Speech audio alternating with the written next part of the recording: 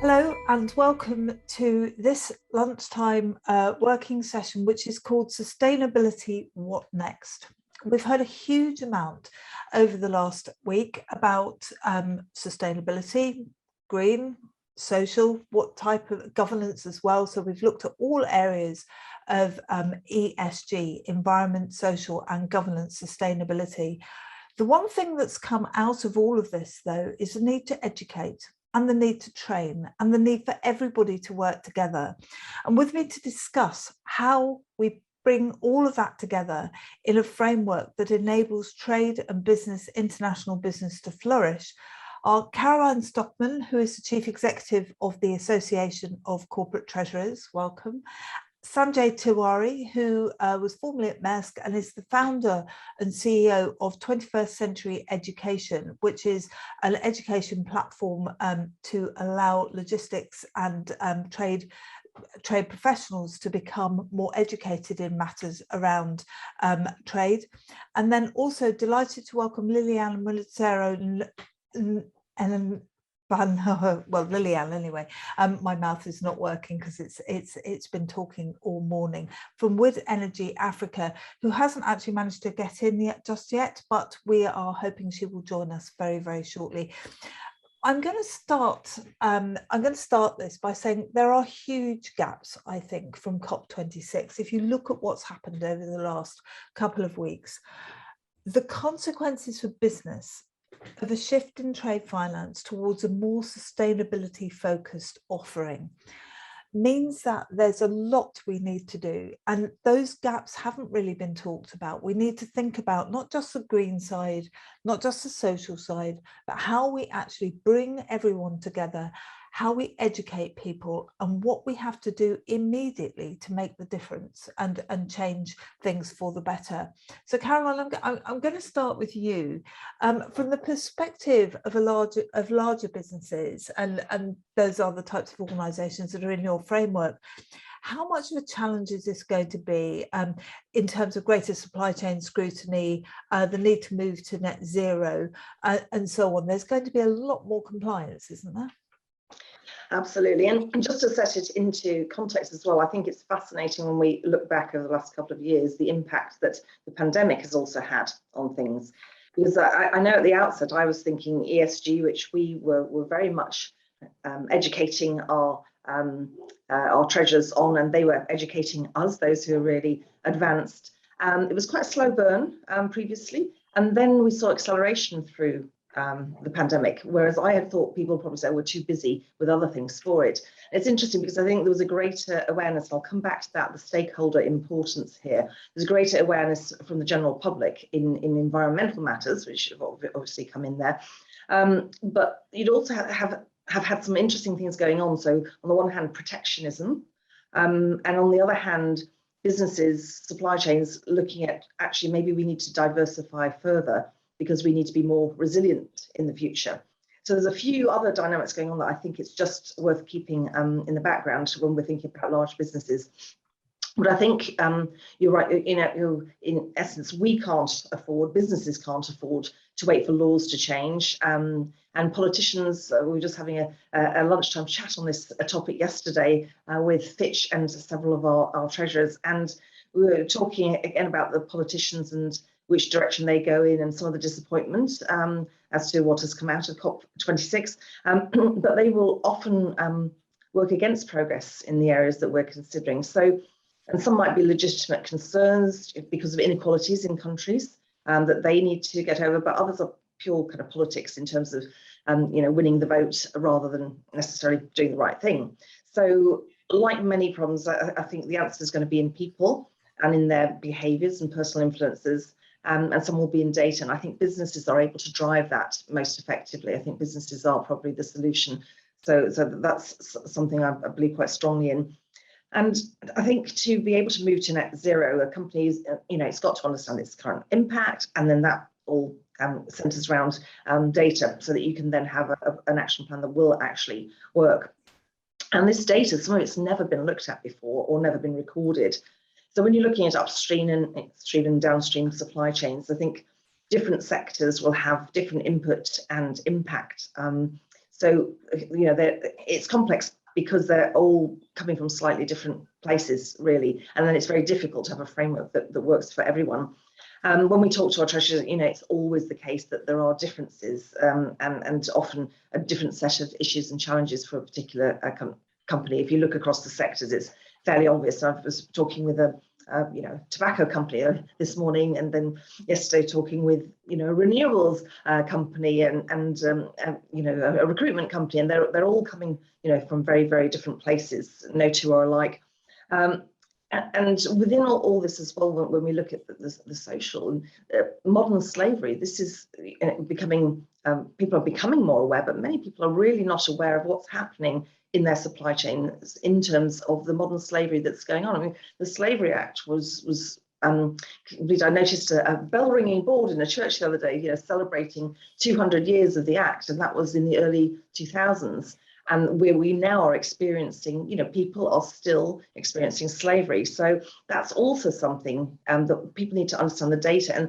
And the difficulty is, you know, it often falls below the radar, but it's this data and getting data from other people. So you're having to get data from their suppliers, etc. But in essence, you know, everything's going to be faster if we can get people on board, if we really understand the issue. And that's also where data is important, because yesterday, for example, we're having a debate about electric cars. You know, people are not getting a simple answer that these things work, you can use them, and they're less costly and less damaging to the environment, because you'll then suddenly reason that these are actually damaging the environment because the production is, you know, doing this much damage, you know, and there's no kind of simple set of data. So I do think frameworks and regulation does need to come into it, but I think businesses can help to drive it. Then just briefly, if we look at you know, individual companies and the challenge overall, and you talked about the supply chain scrutiny and moving to net zero, I don't think it can be underestimated. So I've mentioned about the access to data from suppliers, that's one thing. But also, you know, if you try to standardize something, as I've referenced, how do you get that to suit all your stakeholders, both across sector and country, of course. So complexity is at the heart of it all. And I'd also say it's, you know, it's got to be important, you know, whatever the regulators are saying, and whatever the customers want, because you know, it's just good business to have reliable and sustainable suppliers. So I think all of our large organisations would recognise that and would admit it's important, but it's the complexity that's their challenge. And being agile is really important, and that's another driver, of course. I think people are, as one of our treasurers put it yesterday, she said, you know, people are making decisions with their feet, voting with their feet, so with their gut feeling, and she believes this will really grow. And her company has made some really serious commitments coming out of COP26, which is great to know. I think some of it is going to happen naturally as millennials and younger, and their power increases with their spending power.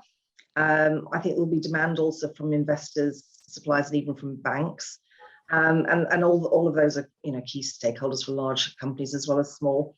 And I think also when we look at different economies, developing versus developed, if we can use that terminology, you know, you could fill an entire session talking about that. But in brief, I think if the West is moving towards a low carbon environment and a circular economy, our purchasing patterns are going to change. And this is going to shift the whole global trading pattern. And so as fast fashion changes, for instance, the impact on farmers, on garment makers and logistics companies in emerging economies will be disproportionately affected versus in other economies. And ultimately, you know, the climate, we think, will be the winner in that shift, but at what cost to local society? So that's kind of random you know, output of all the different considerations at the moment. But in essence, I do think business has to drive things. I think it is going to be driven from developed countries if we can get through the politics. But I do think it's going to be very challenging for emerging countries, because whilst many will really want us to move forward, so, you know, seen in the news, people speaking from islands that are being submerged by water and all the rest of it. But there are others, you know, in India where there's a huge you know, percentage of the population that have no electricity whatsoever. So the politics, the business issues, they all come together to make a very, very challenging environment. But I think business can help to push through, because actually if you don't have a plan in the end, or if you're still enslaving people, it's not a really great world to live in. Wonderful, and it's a really interesting overview of what's happening in the sort of treasury landscape, but also the politics of this. And I think it's worthwhile just saying that somebody earlier this week said, well, politicians perhaps fall into the trap of knowing what needs to be done, but not knowing whether or not that matches with the goal of being re-elected. And I think one of the interesting things is this focus that's coming through on younger people, and how younger people are actually changing their behaviours, and how that is actually driving a lot of changes in consumer behaviours, which will alter the way in which we have to organise our supply chain. Sanjay, you represent everything in this sector, I think, on the other side of the business. So it's about logistics and transformation, it's about the emerging economies, and it's also about the education process. What do we need to do to make us more capable of adapting to this absolutely colossal change that Caroline has outlined so well? Yeah, I'll skip over the fact that you said I represent everything, because it makes me sound like some of the restaurants you come across in Mumbai, and they'll say Indian, Chinese, Italian food. And there's always a bit dodgy when you get these restaurants that promise to do everything. You're not dodgy, Sanjay. So I'll make sure I specialize in something or the other. But Caroline indeed made some very important points, and I largely agree with her that I think some of the big impetus will come from large corporates in the developed countries, but not to skip over the fact that some of the large corporates in developing countries, like the Tatas and the Mahindras here in India, to give you an example, are also leading in terms of driving the sustainability agenda, although it's still at a very nascent stage. And at the same time, you spoke, Caroline, about modern slavery. There are examples of Western companies that very conveniently, declined to even put any money towards a fund to take care of some of these people that suffered in this fire, that broke out in one of the garment factories in Bangladesh many years ago. Obviously, not going to name the companies, but you'll agree with me that they're not universally benign. But I do think the impetus can come from these very large Western companies. And I think, Rebecca, there's a huge cascading that needs to take place. And I think that actually gives us a sense of the enormity of the challenge in front of us. You've made a few remarks about what politicians do and don't do. But I think the onus is on us as business leaders, us as citizens, individual actors. And there was an article in the Guardian, I think 3 or 4 days ago, a survey saying that roughly 65 to 70% of people in Europe thought that they individually were doing a bang-up job in terms of helping to protect the environment. This is ordinary citizens. And obviously that can't be the case, but 65 to 70% thought, oh, we're doing a great job. And, if it weren't for me, the planet would have imploded a long time ago. But I think educating consumers that they need to change their consumption behavior is, I think, one of the huge challenges that lies, before us. Yes, we need to work with the large corporates. We need to make sure that they start cascading down towards their suppliers and their sub-vendors and their sub-sub-vendors. But at the end of the day, are consumers willing to change their behavior? Are we willing to forego a £5 t-shirt at Primark or a $5 t-shirt at Old Navy in Chicago? Something that gets worn thrice, 3 or 4 times, and then gets thrown into a recycle bin and goes all the way back to India or to Vietnam to be supposedly recycled. The environmental impact of these choices is huge. And all of Europe, all of the United States, North America engages in this behavior because it's so tempting to say, oh yeah, it's only £1 at Primark, let's buy it. Well, the result of buying that £1 t-shirt is that you wear it a few times and get rid of it. And as I said, the environmental impact of that is huge. So I think changing or attempting to change the behavior of consumers is one big challenge. And then indeed setting up some kind of maybe a mechanism, and maybe as an education company, helping corporates to sort of communicate with their sub-vendors what they expect of them.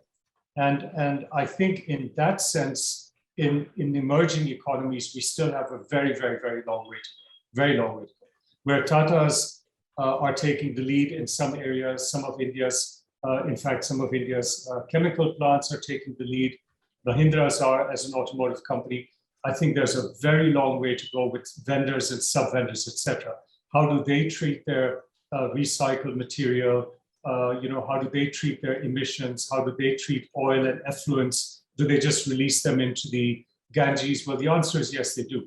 And that's where I think the big challenge lies.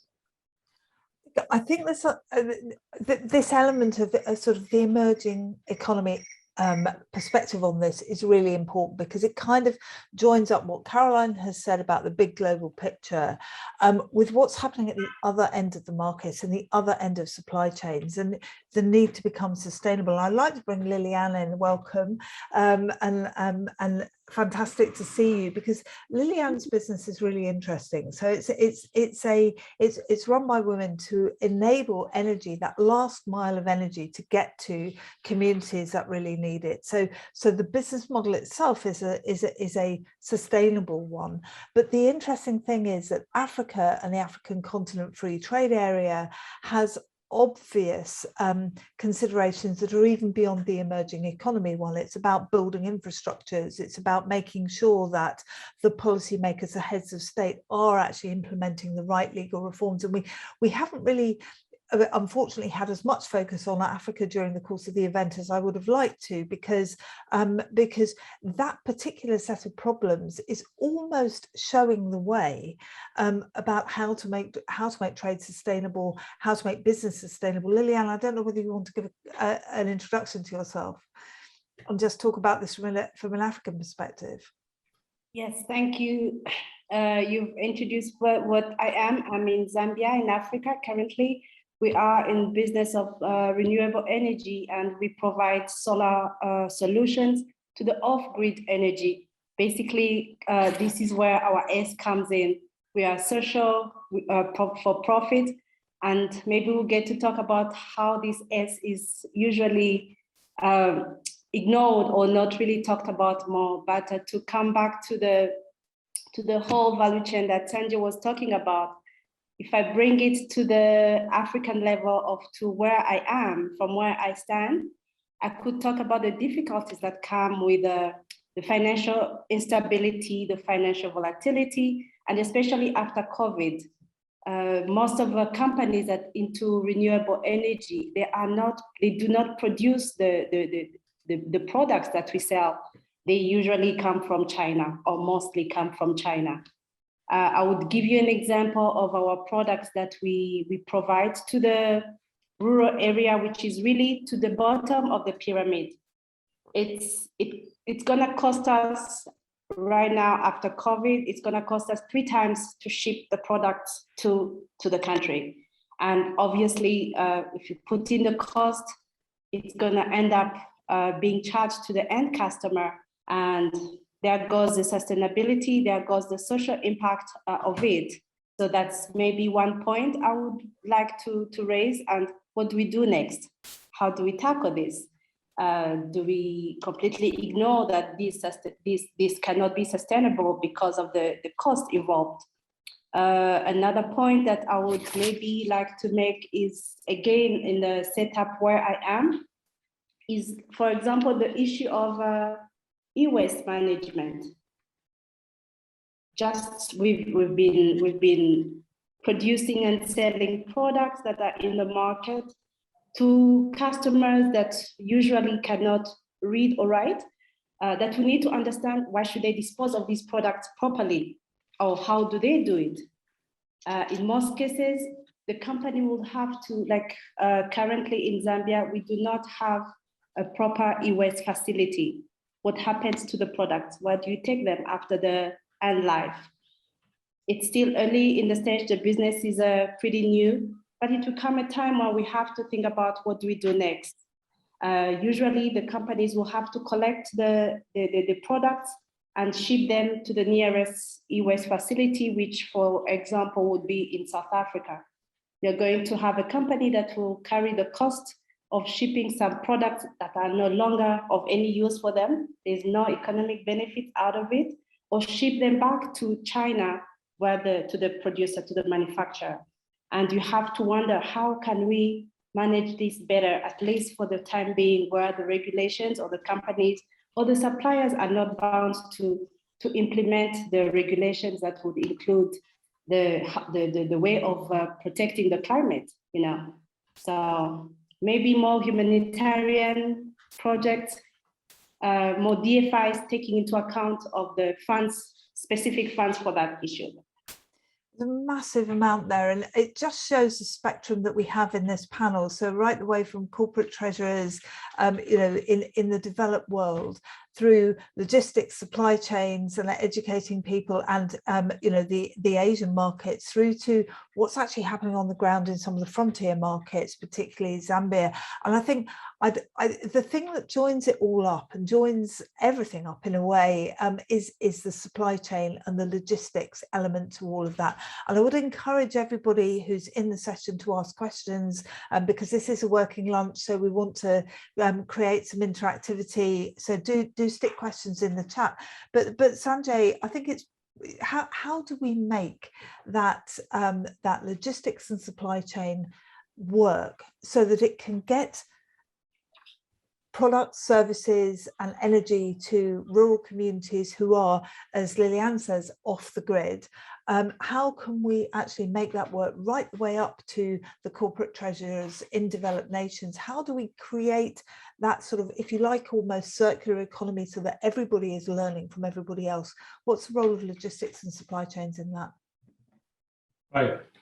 That's a very good question, Rebecca, and maybe there's two sides of it. So, how do you even reach that most remote corner of the country? And you know, I'll take India as my context. Obviously, I don't know Africa, but how do you reach a particular corner of the country? Then you added to that, you know, how do you actually make it circular or truly circular, so that it's not just one way and you're dumping garbage en route to Mount Everest. So that's the second side of it, correct? And I think in terms of, you know, reaching the farthest corners of the country, taking India as an example, some of these large corporates are in fact incredibly good at what they do. You mentioned, Caroline, you know, the tobacco industry. There's an industry that's incredibly good at making sure that, you know, the last man, woman, and sometimes child gets their product. So they, you know, large corporates like ITC, which in their defense don't just produce, Indian Tobacco Company, don't just produce tobacco, but also biscuits and potato chips, etc. They actually managed to get that to very, very small nooks and crannies of the country. And they're actually incredibly efficient at doing it, which means that actually almost by accident, they're also environmentally friendly, because they're looking at how much to load in a truck and hand over from one truck to the other. It's not necessarily circular, obviously, because then that bag of potato chips, the wrappers get dropped, etc. And that awareness is only just starting to gain ground in India. I was at an event 2 weeks ago here in Mumbai, and this gentleman gave me this flyer. He was very active in the audience, and he said, you know, collect your wrappers. He started this whole movement here in Mumbai saying, don't throw your wrappers away, save them, and we'll come and pick them up once a month. Please segregate them. So we'll do for you what the municipality isn't doing. So that awareness in the large cities is starting to come about, but it isn't yet there in small town India. And you drive through these beautiful parts of India, and then you see mounds of garbage on the sides of the roads, which is really very depressing to see. So I think that awareness needs to come in. One of the things that concerns me when I look at the logistics industry is that, for example, the e-commerce industry, which has really taken off in such a huge way globally, but in a country like India as well, and I'm sure, Liliane, in Africa as well, is in terms of its delivery, a very, very inefficient industry. And there, all the metrics are around how fast can you get your delivery, and forget same-day delivery. Can we now get delivery within an hour or within 10 minutes? Right? There's a micro delivery company that's just gotten launched in India by two 19-year-old boys. Companies valued at $60 million, and they promised delivery within 10 minutes. Now, think about the inefficiency and the unsustainability behind that 10-minute delivery, because, oh yeah, I forgot a pack of sugar, so can somebody please whiz and get it over to me? Highly inefficient and not good for the environment. Look at the packaging materials. And that awareness, I think that's where logistics and my hobby of education converge. I think we have to do a huge amount in terms of, again, educating the consumer, but probably also the companies and the delivery boys. Is there stuff that you could carry back? The amount of wrapping material that's being used and wasted throughout the chain is incredible. I mean, during the pandemic, we were all aware of how much PPE equipment was being thrown away, but that's happening with e-commerce stuff all of the time. So I think that's a big area where I think as economies and as societies, we need to start focusing to say every time you click and every time you get something in and it gives you that buzz feeling that, oh yeah, I bought something, think of the environmental impact. And I think if you put that question to that 70% of people in the Guardian survey who said, I think I'm doing a great job, maybe then they'll realize that they're part of the problem as well.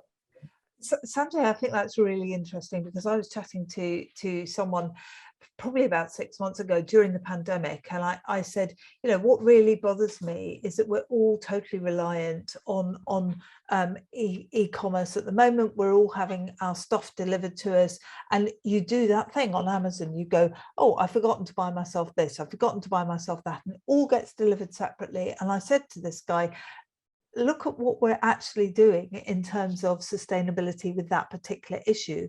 We've changed as consumers. We're worrying about our t-shirt, but we're not necessarily worrying about our consumption patterns as well.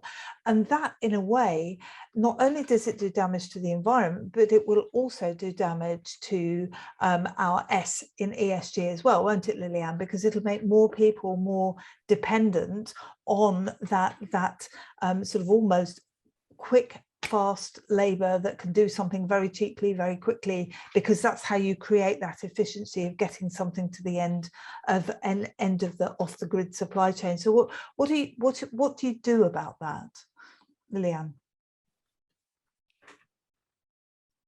Sorry, I think I lost you at one moment. So it's about how we create this sustainability in the S element of it, because we've got a huge challenge for ourselves, because a lot of the work that we do and a lot of the ways in which our consumer patterns have changed actually encourages fast consumption, and that puts pressures on, as Caroline said, the modern slavery, but also the sort of necessity to have cheap labor, gig economy, work quickly, and that's a huge problem in Africa, isn't it?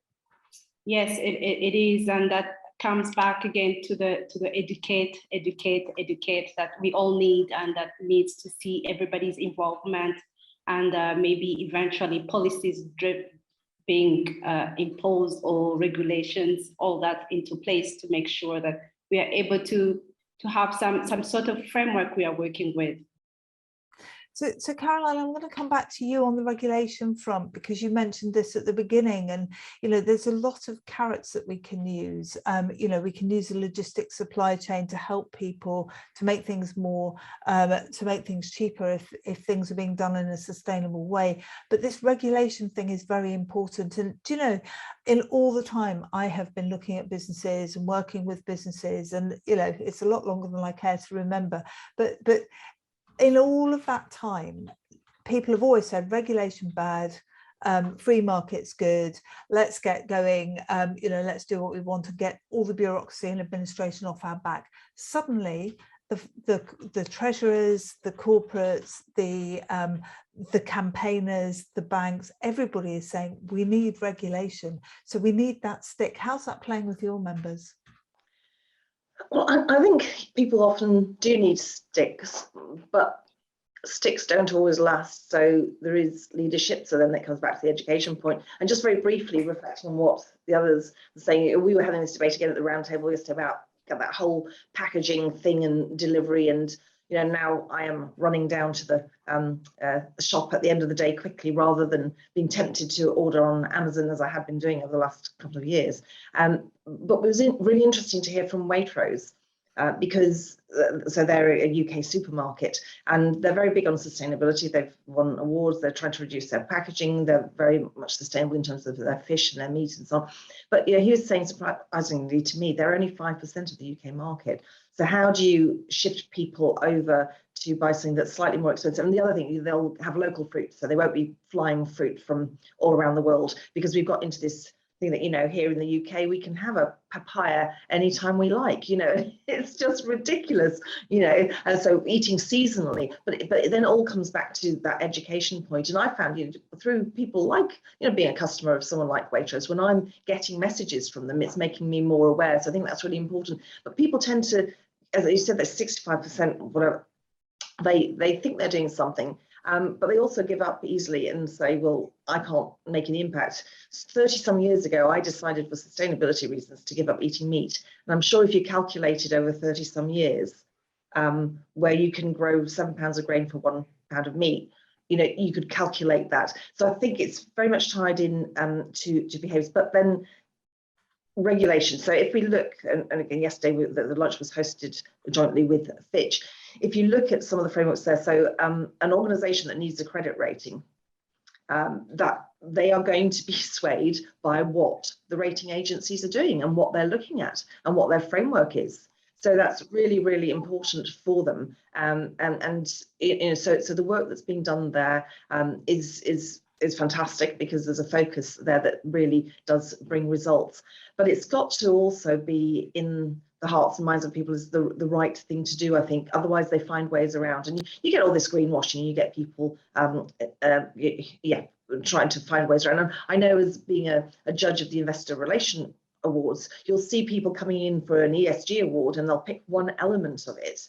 But you'll think, but how could we give them an ESG award because of these other things they're doing? It's really interesting as well. I was talking with one of my colleagues, and they said the research they've been doing shows that 29% of the 1,188 Fortune 100 board directors examined have relevant ESG credentials, only 29%. And it's largely concentrated on the S element, the social element.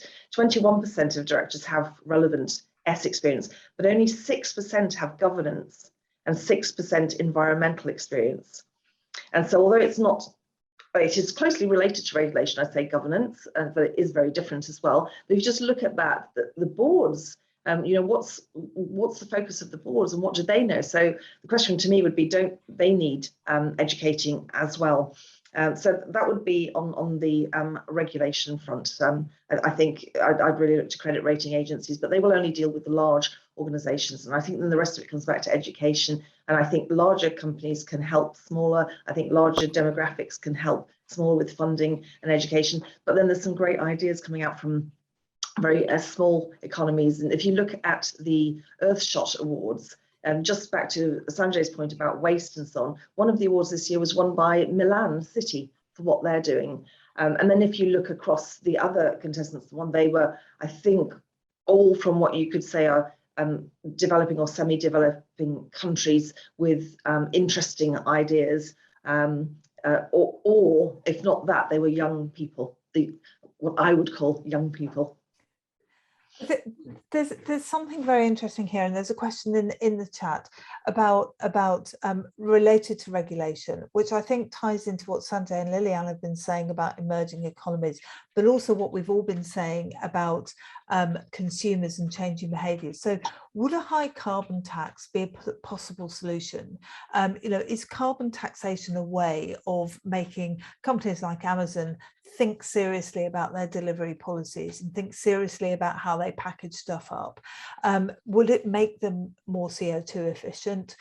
Or would they just simply go, right, we've got to do this, we're going to pass the price, we're going to pass the price costs onto the consumer, and we're going to make sure that we make things cheaper down the supply chain. So we're actually making things worse. I've added to the question a little bit, but Sanjay, what do you think about that?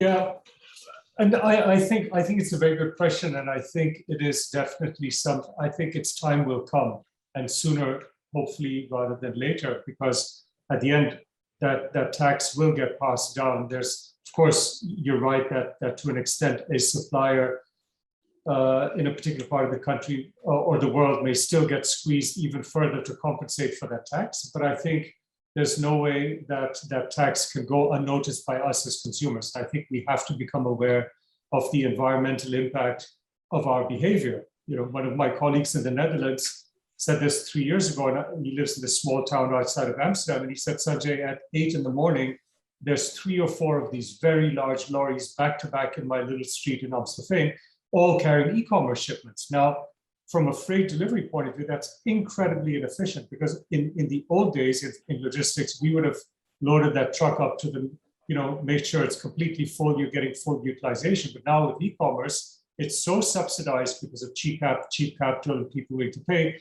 There's not even half empty truck, 1/10 empty truck going in to deliver a little parcel. So I think some kind of a tax to make people aware of the environmental and therefore also economic impact of their behavior is a way to go. Do you need to educate? Do you need to educate the traders themselves, the logistics providers? So I mean, Caroline, you said people aren't aware of the S element. Liliane, you've raised this as well, that we need to think of the S element and the E element and the G element to all of this. Sanjay, what do we have to do to educate people on this? Not the consumers, because I'm an economist, as you know. This is about supply and demand. So the demand side, I think there's a lot of education that's going on that is slowly but surely changing people's way of doing things. Do we actually need to educate trade finance providers, logistics providers, corporate treasurers, everybody? Where does the educational effort need to go? Right. I think the trade finance angle is definitely a good one. And I know financiers at the end but do have a very, very big say in what happens. So to take a positive example, I think it was Bank Paribas or so from their Dubai office that actually rewarded one of their clients in India for their efforts in sustainability, and actually then from 1 year to the next reduced the amount of interest that they were charging them, because they said, we want to reward the kind of behavior that this client has shown. So I think not just educating the financiers, I think a lot of European financiers have already started internalizing this behavior and actually carried it out as policy. So I think that's great. The logistics industry in and of itself is actually driven around efficiency. So traditional, if you take air cargo, the industry that I started in, I mean, the entire thing is centered around how do you squeeze as much as possible into that particular aircraft. They measure inefficiency and underutilization every single day. You don't need to educate them and saying you left some space open. I mean, it kills them every time they've left it open. Same on a vessel, on an ocean-going vessel. Do I have too many heavy containers? Because of that, could I not carry more light containers? So they look at that all day. And now, Maersk has taken a big step up by commissioning new vessels that are going to be more sustainable or less polluting than the vessels that they've had. And they're going to be coming on stream 4 to 5 years from now. So I think the logistics industry is doing things around that. But I think educating, again, the kind of material that you carry. I just pulled up some data before coming into this call. 25% of what gets imported into a country such as India is recycled material. 16% of it is metal scrap. Around 6% of it is used clothing. And then the other 4 or 5% is timber. Now, when we look at these pictures of the Amazon getting depleted, we said, oh yeah, these bad Brazilians, but who's buying the timber? I mean, it's somebody else, we said, oh, I had a good teak door made. Yeah, where did you think it came from? It didn't come from the Cotswolds. So, I mean, I think we need to look at what we put in those containers and then say, start the journey from there. And that also means having very confronting conversations there with the logistics providers to say, what are you actually carrying? What are you carrying in those containers? I think it's a very good point. And if I said to you that the UK is, I think, the second largest exporter of second-hand clothing in the world, where's that going? It's also a very large importer of second-hand clothing, but a lot of that tells you just how unsustainable these supply chains are. Liliane, what do we need to do to educate people from your perspective? How do we solve some of these problems from your perspective? Yes, so I agree totally with what Sanjay and Caroline mentioned earlier. And it's about educating. We've seen countries like, I've seen behavior change in some countries like Rwanda, for example, where they've stopped using plastic bags in the shops for more than 8 years now. And the country and the mindset has completely changed. It did not happen overnight, but educating them and putting sanctions like absolutely nothing plastic allowed. And it takes time, but it happens. They are now one of the most developed countries that are promoting the climate change in Africa. I've seen it happen here, but I would also say it will start from the bigger companies to the smaller companies, but make sure, first of all, that the companies understand what is footprint. What does that mean? How do they calculate that?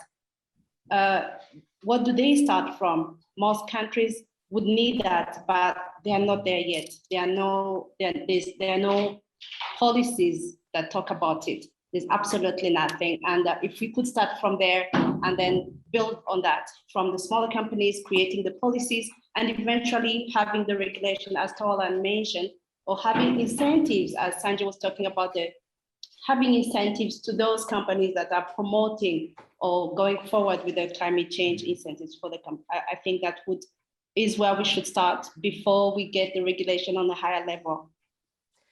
Brilliant. I'm going to have to wrap it up because we're almost up against the hour, but it's gone so quickly. It's been a fantastic conversation. And what I'm going to do is set you the question of this panel. So what next?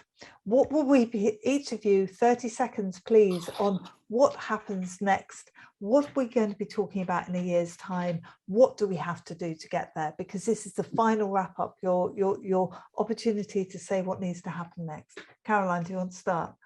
Okay. 3 things, I think. The suppliers that we've talked about, for example, the companies we've talked about, need to understand the primacy of the stakeholder rather than the shareholder. They need to understand that shift and that the stakeholders are the most important now. The stakeholders need to be educated to understand their impact and how they can change the world for the better. And I think in terms of any regulation, any taxes, anything that we impose on organizations, we probably need to look at a proportionate view, because there's things that large companies can sustain, but a small existing company needs to maybe have a slower lead time. So if, and new companies, then you can go hard and say, if you're setting up your company, you have to set it up this way, or we're not going to give you investment. Thank you. Liliane. What did I say? I would say, why do we want to see this ESG being led? Who wants to lead this? I would want to see economies leading their own ESG plan. Bigger developed countries have their own, because they are the ones that are affecting mostly on the climate change, and the smaller economies are mostly in the African continent. They are really slow impacting on the climate change. But let's give them time. Let them make the calculation, the data that is appropriate to their countries. How are they affecting this? They should also make them understand that they are not the ones bearing the burden of the reduction of emission, and they are contributing in a way. How do they get rewarded into this?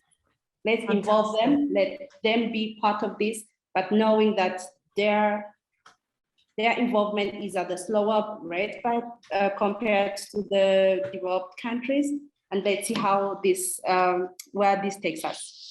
Thank you. Transition, making sure there's a transition. Sanjay, your comments.